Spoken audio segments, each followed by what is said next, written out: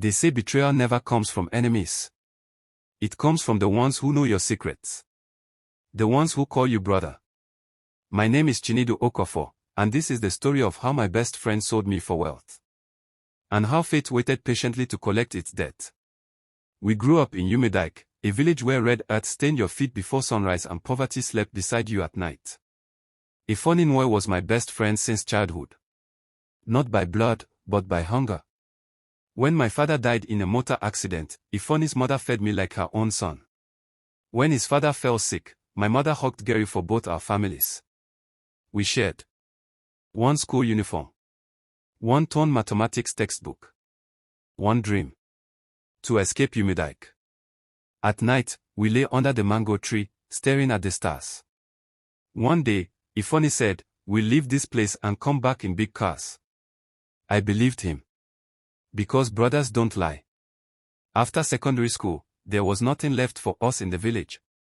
No jobs. No connections. Just hope. So we sold my mother's last goat. With that money, we boarded a night bus to Lagos. The city that swallows boys and spits out men, or corpses. Before we left, my mother held my hand tightly. "Chinedu," she whispered, "do not trust money more than people." I laughed. If only I listened. Lagos welcomed us with noise, hunger, and humiliation. We slept in an unfinished building in Ajegunle. We carried cement, washed buses, and begged for daily jobs. But Ifoni. I noticed something changing. While I saved every naira, Ifoni chased shortcuts. "Bro," he said, "hard work is for fools. Lagos rewards the smart." One night, he disappeared and returned wearing clean clothes and confidence. "I met someone," he said. "A big man." I didn't ask questions. That was my mistake. One evening, Ifoni took me to Victoria Island for the first time. Tall buildings. Bright lights. Rich people. We entered a quiet mansion. That was where I met Chief Adikano Balogun. A man whose smile never touched his eyes. He studied me like livestock. "Young man," he said, "are you loyal?" "Yes, sir," I replied. He nodded slowly. "Good. Loyalty can make you rich or destroy you." Ifoni squeezed my shoulder. I thought he was encouraging me. I didn't know he was saying goodbye. That night, Chief Adikano offered us money. Too much money. But there was a condition. I would take responsibility for a deal gone wrong. A shipment that never arrived. Ifoni spoke quickly. "Chinedu is trustworthy. He can handle it." I turned to him, confused. "What deal?" I asked. Before anyone answered, police sirens screamed. The doors burst open. I was arrested.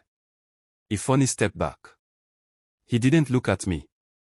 They sentenced me to 7 years for a crime I didn't commit.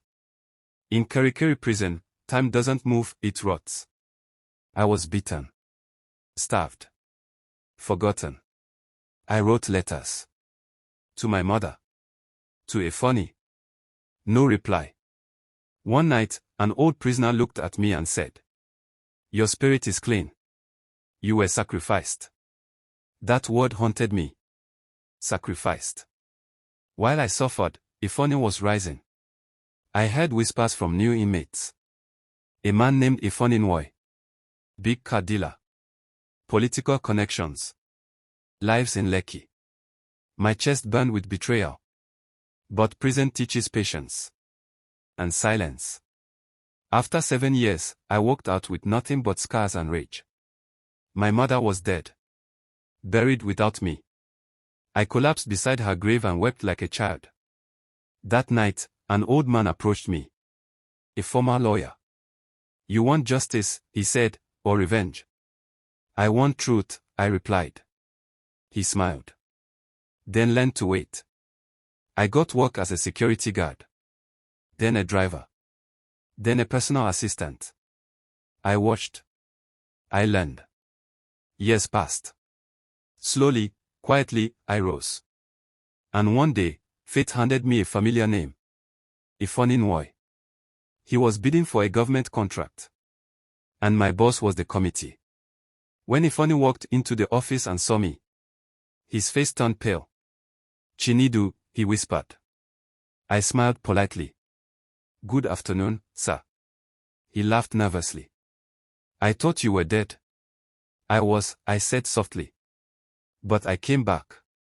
I leaked evidence. Old documents. Signed confessions. The truth surfaced.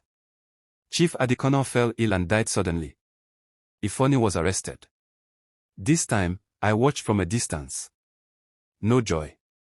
No anger. Just closure. Standing beside my mother's grave again, I whispered. Justice delayed is not justice denied. I built a small school in Umudike. Named it Hope Foundation. Because betrayal may break you. But it does not have to define you. If your best friend ever offers you the world too quickly, ask yourself, what price has already been paid?